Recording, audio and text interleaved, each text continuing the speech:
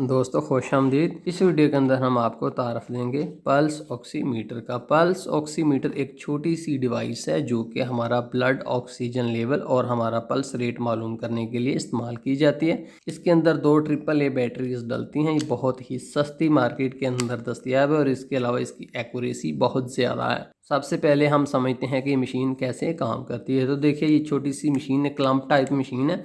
जब आप इसका क्लम्प दबाते हैं तो ये यहाँ से खुल जाती है। आप यहाँ पर इसके अंदर अगर देखें, मैं इसके अंदर आपको तारफ़ देता हूँ कि क्या चीज़ है। तो दोस्तों, आप अगर इसके अंदर गौर करें तो आप नीचे देखें 2 लाइट्स लगी हुई हैं। एक रेड लाइट है और दूसरी इंफ्रारेड लाइट है। अगर आप इसके ऊपर देखें तो यहाँ पर एक सेंसर लगा हुआ है जो कि इस लाइट को महसूस करता है। जब हम इसका पावर बटन दबाते हैं तो लाइट जो है ब्लिंक करना शुरू कर देती है। हम यहाँ पर अपनी उंगली रखते हैं तो लाइट तेज़ी से जलती है। जब लाइट हमारी उंगली से गुजर कर आगे जाती है तो सेंसर को ये पता चल जाता है कि कितनी लाइट आगे गुजरी है। जितनी लाइट आगे गुजरती है और जो रास्ते में रुकती है उसकी कैलकुलेशन से ब्लड ऑक्सीजन सैचुरेशन लेवल का अंदाज़ा किया जाता है। तो दोस्तों, चूँकि मुख्तलिफ लोगों की स्किन पिगमेंट मुख्तलिफ होती है तो इसलिए 2 लाइट्स इस्तेमाल की जाती हैं। एक इंफ्रारेड लाइट इस्तेमाल की जाती है और दूसरी रेड लाइट इस्तेमाल की जाती है ताकि स्किन पिगमेंट की वजह से उसके रिजल्ट्स के ऊपर कोई भी असर ना आए। दोस्तों, इससे आपको वाज़े तौर पर पता चल गया कि जब हम अपना ऑक्सीजन लेवल मालूम कर रहे हों तो हमारी फिंगर के ऊपर कुछ नहीं होना चाहिए, ना नेल पॉलिश, ना डाई, ना आर्टिफिशियल नाखन, ना रंग, कुछ भी नहीं होना चाहिए ताकि सही से रोशनी गुजर सके। तो अब हम समझते हैं कि इसके अंदर हमने अपनी उंगली जो है किस तरह से रखनी है। यहाँ पर दोस्तों आप इसके अंदर गौर करें तो देखें, ये एक फ्रेम सा बना हुआ है, ये एक सांचा बना हुआ है। इसके अंदर ही हमने उंगली रखनी, कोई भी उंगली रखनी हो यहाँ पर एंड तक, इससे आगे ये जाएगी नहीं। ये जो सांचा है इसके बिल्कुल अंदर आपने उंगली रखनी होती है। जैसे कि हम बायोमेट्रिक करते हैं तो वहाँ पर एक सांचा बना होता है, उसके अंदर हम उंगली रखते हैं। तो यहाँ पर भी एक सांचा दिया हुआ है ताकि इसके अंदर एग्जैक्टली हम उंगली रख सकें। तो उसके बाद हम बात करते हैं कि हमें कौन सी उंगली जो है इस्तेमाल करनी चाहिए। तो पहली बात तो दोस्तों ये है कि आप जो है हाथ पाँव की तमाम उंगलियां यूज़ कर सकते हैं। 20 की 20 उंगलियां यूज़ कर सकते हैं, 10 हाथों की, 10 पाँव की। लेकिन अगर प्रेफरेंसेस आप पूछते हैं तो उसके लिए जो है ये जो मिडल फिंगर है, राइट हैंड की मिडल फिंगर, और उसके बाद थंब, ये मुनासिब है। और उसके बाद जो है इंडेक्स फिंगर, ये तीनों जो हैं ये ज़्यादा मुनासिब हैं। उसके बाद आप जो मर्ज़ी इस्तेमाल कर लें। अंगूठा बाज का दोस्तों बड़ा होता है तो वो मशीन के अंदर प्रॉपरली नहीं आता, इसलिए ये जो 2 उंगलियां हैं, मिडल फिंगर और इंडेक्स फिंगर, ये बेस्ट हैं।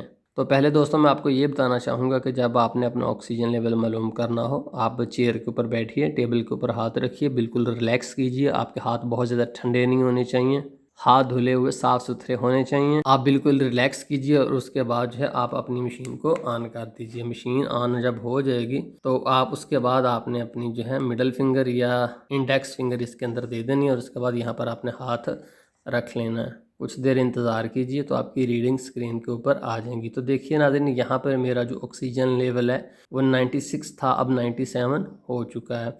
और जो BPM है वो है 88, यानी कि 88 बीट्स पर मिनट। तो अब यहाँ पर मैं आपको तारफ़ देता हूँ कि यहाँ पर मशीन किस तरह से काम कर रही है। तो दोस्तों, सबसे पहले आप देख रहे हैं कि लिखा हुआ है फ़ीसद SpO2। तो फ़ीसद SpO2 stands for peripheral oxygen saturation.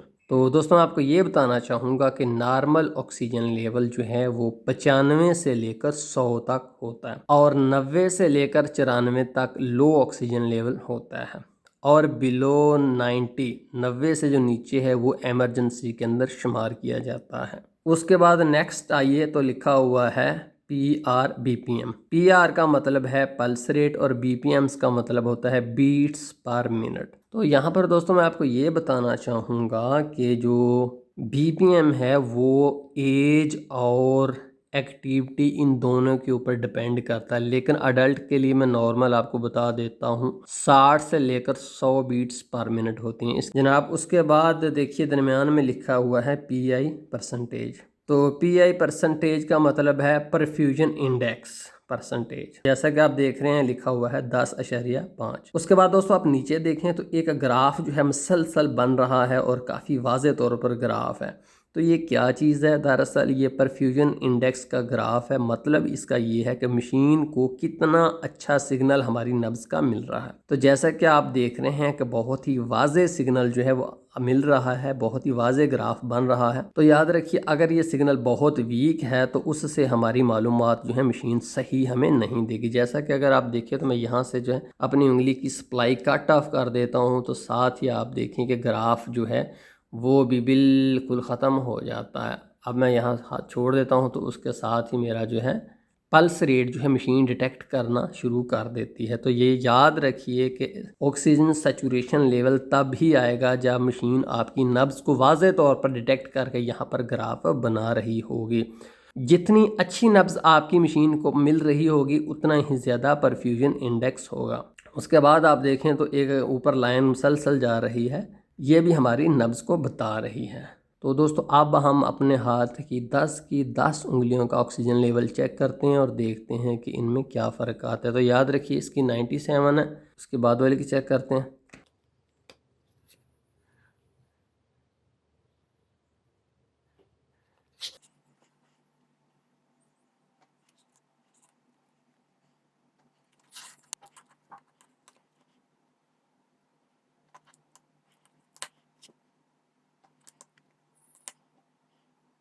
दोस्तों एक बात मैंने आपको यहाँ पर बतानी है कि जो ही आप ऑक्सीमीटर लगाते हैं तो जो रीडिंग्स आती हैं वो हतमी नहीं होती। आपने चंद सेकंड्स वेट करना है जब तक रीडिंग्स चेंज हो रही हों। जैसे कि यहाँ पर आपने देखा ये 95 से शुरू हुआ और 97 पर चला गया।